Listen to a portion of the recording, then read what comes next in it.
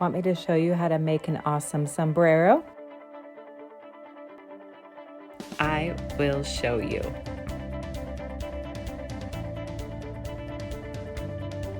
Making a sombrero started out with this hat. It wasn't exactly what I wanted. This is the biggest hat I could find that was close to what I was looking for. It's about 19.5 inches across, and it was a great deal. It was $10. Next, I had to look for a big box. So I had a friend who had a box, but as a backup plan, before I knew I had that box, then I went to Costco, and in between like the toilet papers and tissues and stuff like that, they have these things. So I ended up taking a couple of those. The box ended up being a much better option because it's thicker. These things I would have had to have doubled up to have been able to use it, but it's nice if you don't have a big box as an option. Then I put the hat on top of the box because I was going to be using the box to make this more firm.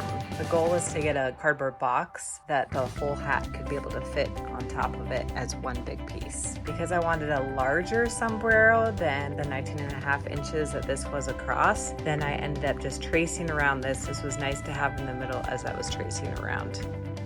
So I just went a few inches beyond it to make it the size that I actually was wanting.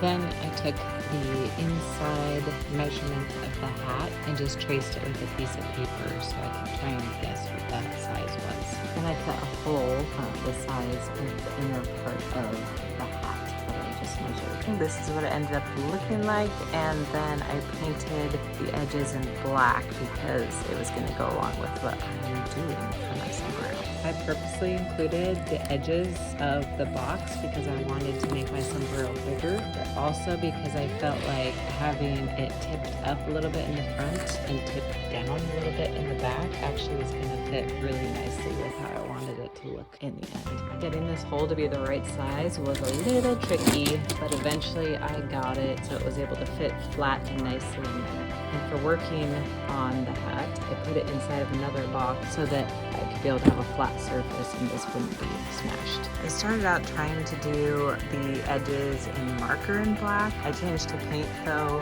I did a really thin layer so that it would dry fast, but also to make sure that when I attached things onto it, then the paint wouldn't interfere with that. I then lined the tag up with where I wanted the back of the sombrero to be so I could be able to remember which way to put that sombrero on, like the back flap, how I wanted it to be.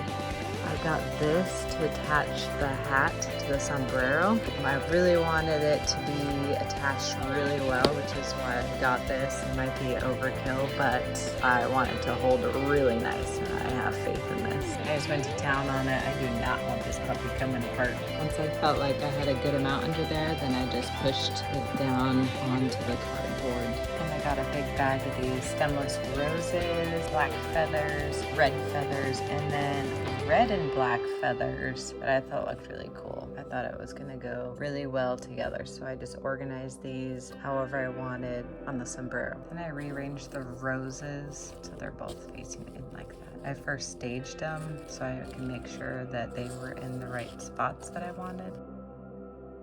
I got two different kinds of the red feathers. I got kind of like a curved feather and then a flat feather. They were just different lengths. Then rearranged feathers to kind of fit in the general spot how I wanted it to be. And then I started gluing some things down. I'm fixing to use red feathers by hot glue gunning down the spine of this and then just setting it right here. So I'm just gluing down the spine and then I'm placing it.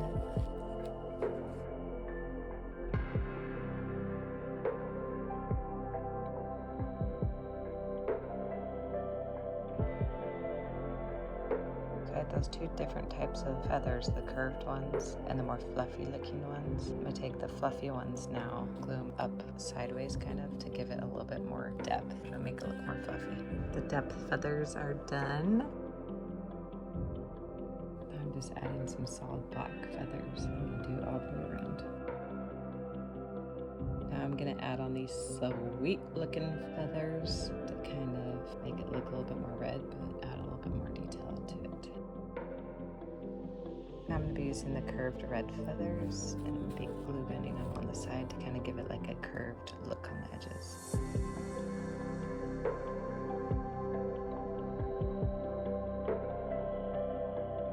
The feather outside is all finished now, and that's what it looks like on the bottom of the hat right now. Now it's on to the top part of the hat, so I rearranged these flowers in a way that I thought it looked good. I want it to hang out the front and side of the sombrero, kind of give it like a feathery look. Now I'm gonna attach them. Zip tie them at first, and then I'll probably do some liquid nails to get it to stay.